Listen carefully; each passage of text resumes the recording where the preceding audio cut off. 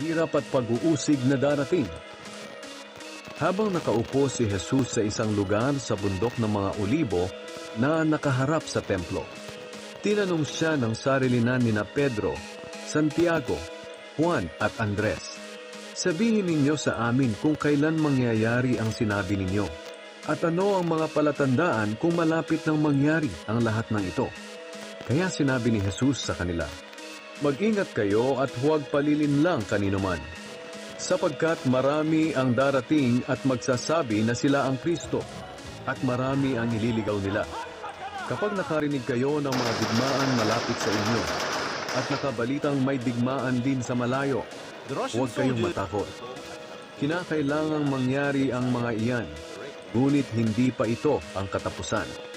Sapagkat magdidigmaan ang mga bansa at mga kaharian, lilindol sa iba't ibang lugar, at magkakaroon ng taggutom.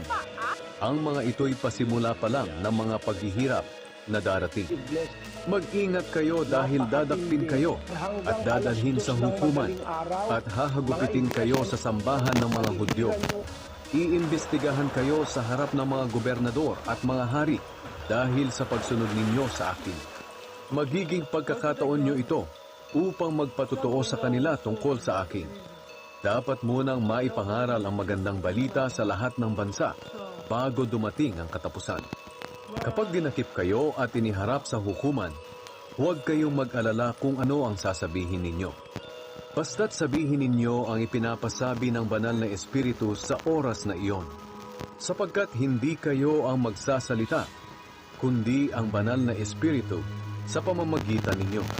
Sa panahong iyon, may mga taong ipagkakanulo ang kanilang kapatid para patayin. Ganoon din ang mga ama sa kanilang mga anak, at ang mga anak sa kanilang mga magulang. Kapopuotan kayo ng lahat dahil sa pagsunod ninyo sa akin. Ngunit ang mananatiling tapat hanggang wakas ay maliligtas. Ang kasuklam-suklam na darating. Makikita ninyo ang kasuklam-suklam na darating na magiging dahilan ng pag-iwan sa templo. At nakatayo ito sa lugar na hindi dapat kalagyan nito. Kayong mga bumabasa, unawain ninyo itong mabuti. Kapag nangyari na ito, ang mga nasa Judea ay dapat nang tumakas papunta sa kabundukan.